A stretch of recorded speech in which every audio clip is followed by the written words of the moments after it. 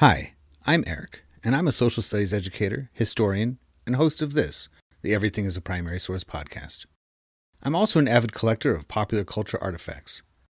I love what I find at thrift store outlets, garage sale leftovers, and what I spot just making my way around the built world. I enjoy sorting through boxes of free books and magazines, not to mention online collections like Internet Archive, and of course the Library of Congress.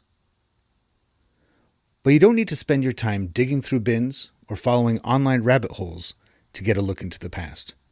The movies and TV we watch, the books we read, and the games we play are all documents of the past. So is fashion, food, music, toys, even the roads we travel on and the places we live and work in. Everything is a primary source. This podcast is the result of exhibiting these kinds of artifacts in public, getting passersby to select an item they connect with, and then chatting with me to see what it says about the time, place, and people who made it. The conversation you are about to hear, therefore, is your history, my history, our history, through popular culture.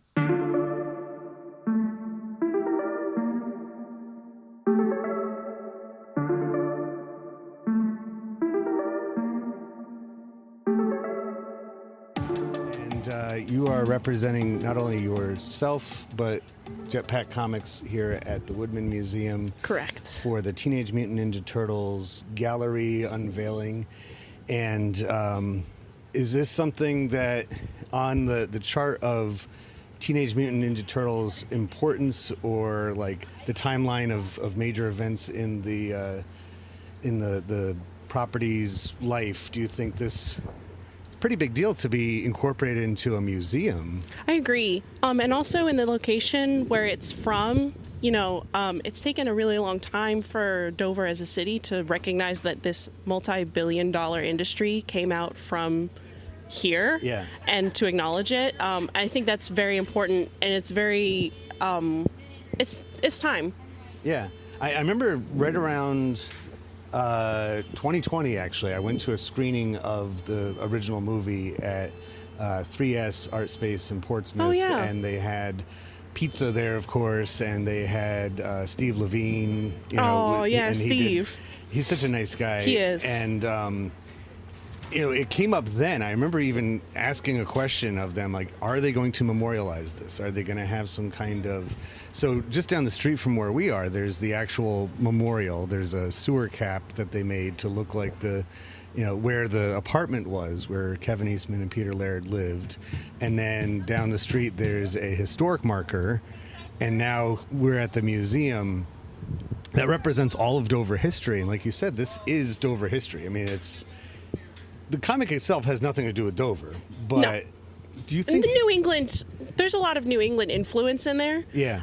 Because the Turtles, I think, temporarily live in Northampton for a while in the comic, and then they end up moving around to different places, but not Dover specific, but definitely New England based. Yeah, and it should be said that neither Kevin or Peter were from Dover. They just happened to be living here when Mirage Studios opened up and everything. But what you selected for our primary source discussion is a Disney Adventures magazine. These things were about the size of a Reader's Digest or a TV guide, and I assume that's how they were sold, with the Ninja Turtles on the cover. And this comes from 1993, so this is about 9 or 10 years into turtledom.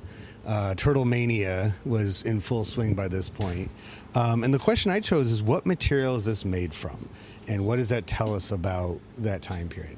So I was born in 95, so this is a little bit before my time, but I did grow up with these Disney Adventure magazines, and they were sold in the supermarket at Publix on the rack next to the gossip magazines, right when you're checking out. Yeah. So it was very cheap magazine paper, and it was something that was very specifically a magazine for kids to sort of grab parents and make, right at the checkout, be like, Mom, I really want this. Mom, look.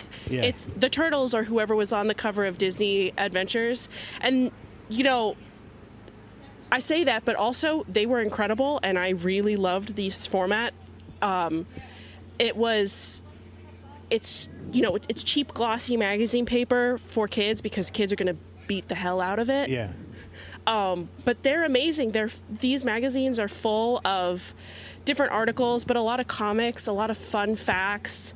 I'm pretty sure later on they had a recurring video game code or secret section.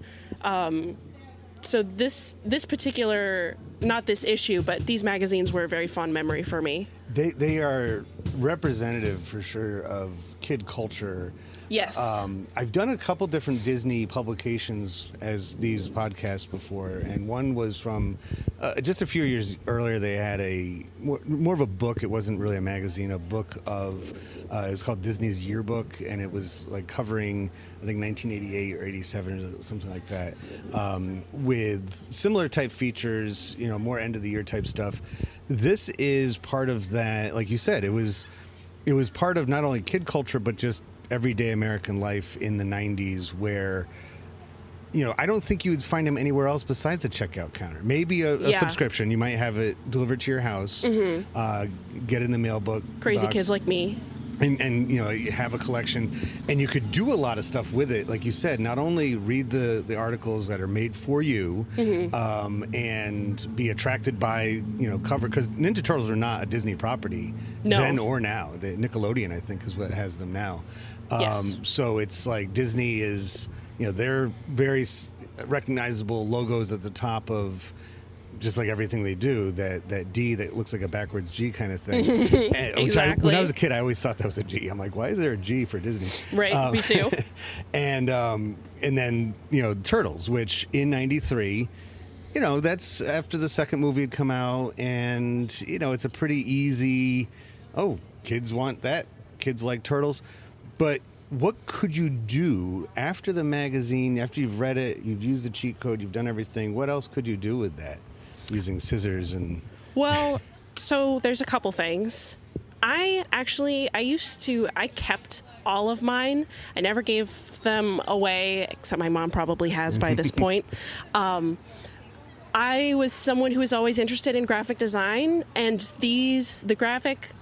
I'm sure whoever was getting paid to do the graphic interiors for this was not super thrilled that they were doing it, but they did a really good job of them, and I kept that, and I would make my own magazines, not very well, but I would look at these and I would practice making my own, and I would give them out to my neighbors. Oh, nice. I would also cut them up and collage with them, or if there was a particular movie or show that it was talking about that I really, really enjoyed, I would cut them out and put them on my wall.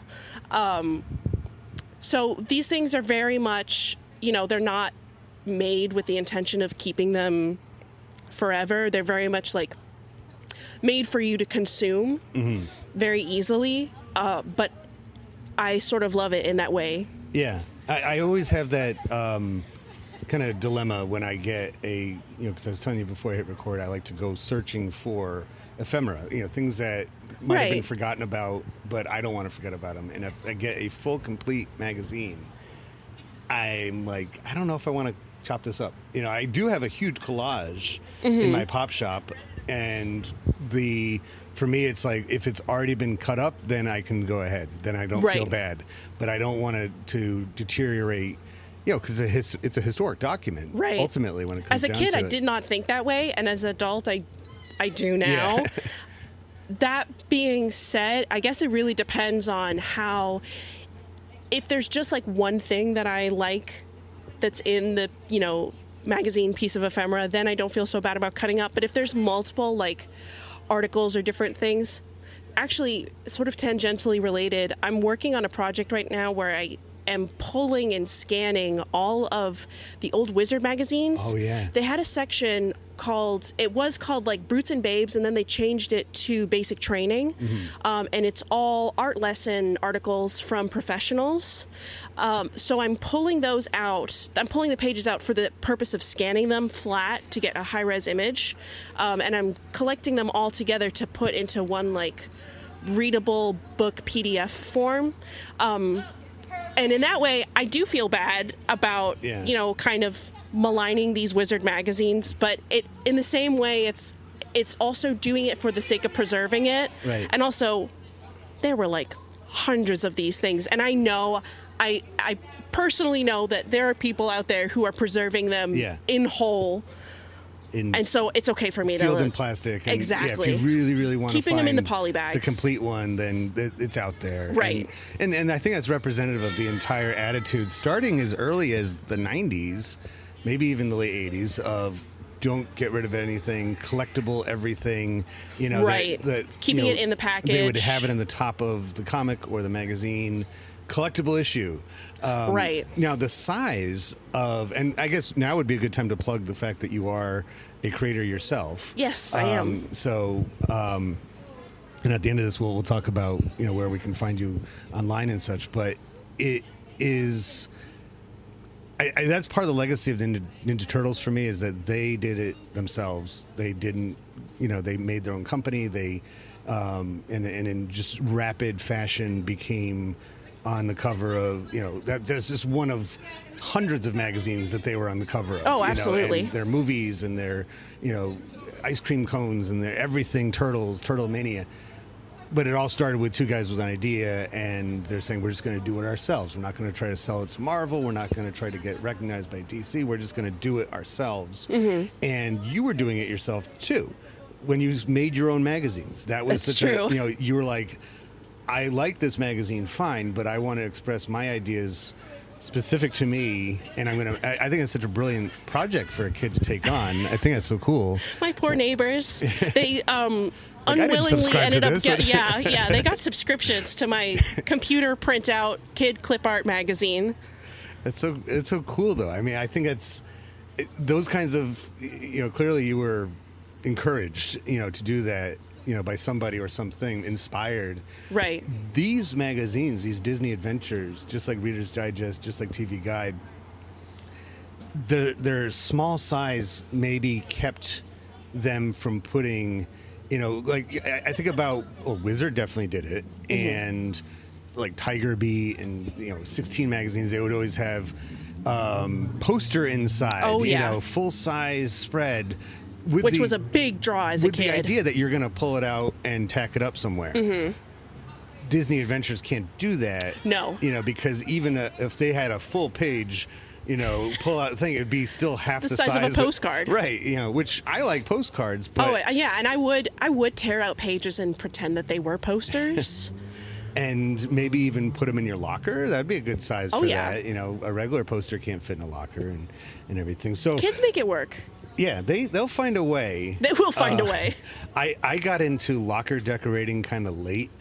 In fact, I didn't have lockers until high school. And did you use your locker in high school, if you don't mind me asking? No. Yeah. No, because the people who did use lockers were like, I don't know, it was a very like interesting division of all of the popular people used their lockers and like hung out around them.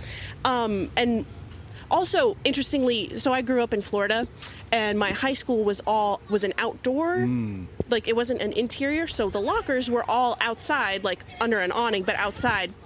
So if you put stuff in there, it got pretty grody. Like also mildew and stuff, or so I just never. I never used it. Isn't that funny how geography has a role in that? Yeah, because if it had been inside, I thought it would have been cool to like decorate my locker, but I never. It was too gross, and I was too busy. When I was in high school in upstate New York, you know, there was a locker kind of society. It was people would hold court at lockers. They would meet their friends. But I got into it a little bit too late I didn't learn that you don't decorate your locker all at once. Right, like I showed up like on the first day of school or like the second day of school, and I had a folder full of all the things I'd cut out from magazines, and you know, put them up on my locker. And I realized the other kids were a lot more organic about it. It was just like as they collected things throughout the year, they might tack it on. Did you get to keep the same locker all through high school? You had to switch every year? They changed us around based on grade level. So when we were in 9th grade, we were on the far side of the school, and you know, because we had to. You know, just being a freshman, you have to walk the long, and then seniors got the ones right by the door. Oh yeah. As soon as they walk in, you know, so they don't have to go wandering around a maze just to put their things away.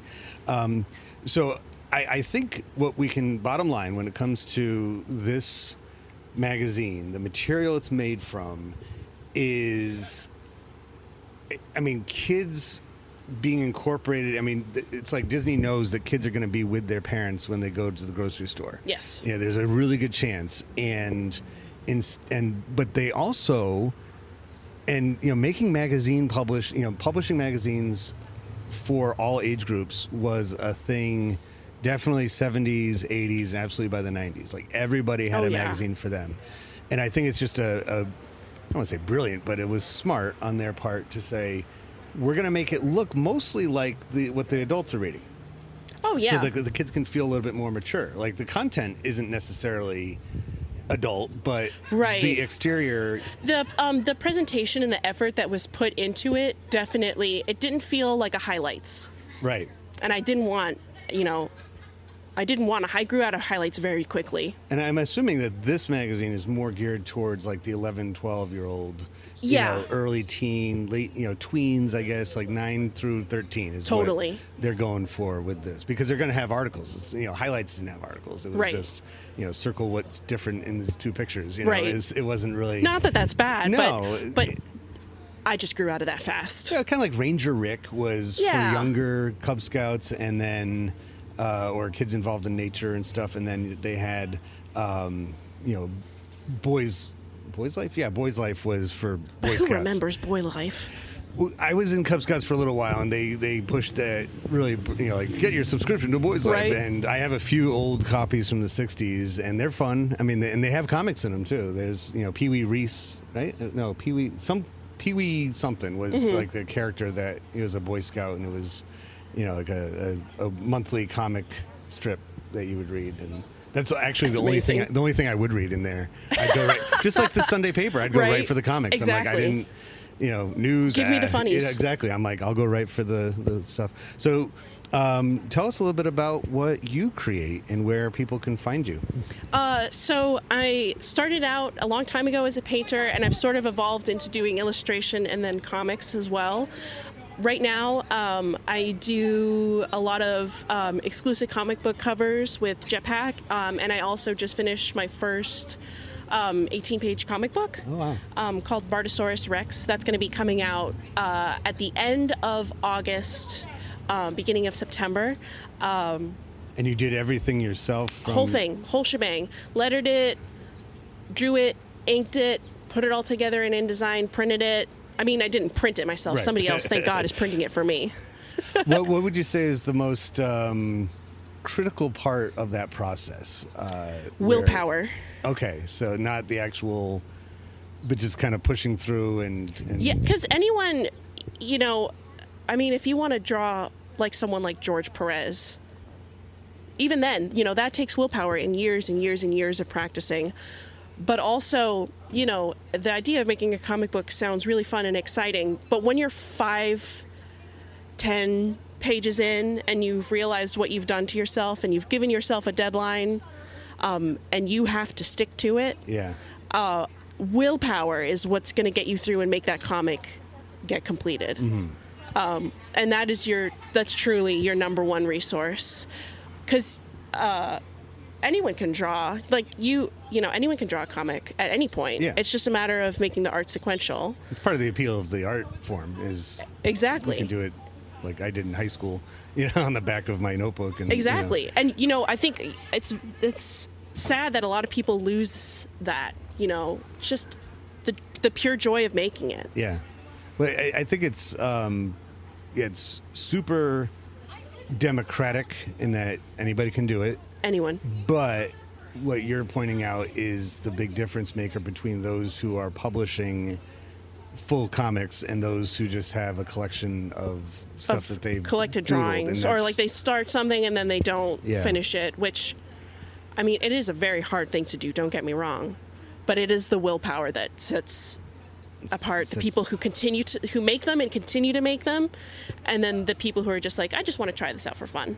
What's your best online presence where people can find you? So I'm very active on my Instagram, which is Kinetic Radio. Or if you look up Vero Stewart, you can find me there as well. And I also have a full portfolio on my website, verostewart.com, where you can find all of my work, my illustration, painting, client work, comics. Pretty much everything I've done is on there as well. Excellent. Well, I love Instagram, too. It's such a perfect spot for people communicating through I'm on Twitter, too, but very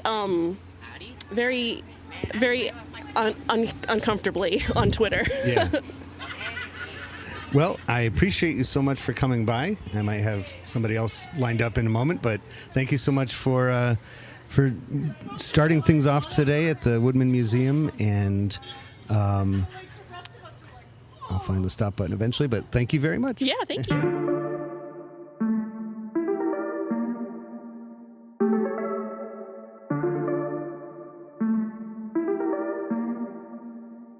Popular culture, by definition, connects and unites us, and proves that people of different backgrounds, in fact, have a lot in common with one another. I hope you enjoyed this conversation, at least in part, for that reason. If it connects with you and you'd like to add to it, or any of the podcast episodes, just visit everything-history.com and search for the Everything is a Primary Source project, which can be found in the classroom section of the website. We'd love to hear what you have to say. Be sure to rate and share this podcast wherever you are listening to it now, and follow Everything as a Primary Source on social media, including YouTube and especially Instagram. Thank you for listening to the EPS podcast, where everything is a primary source.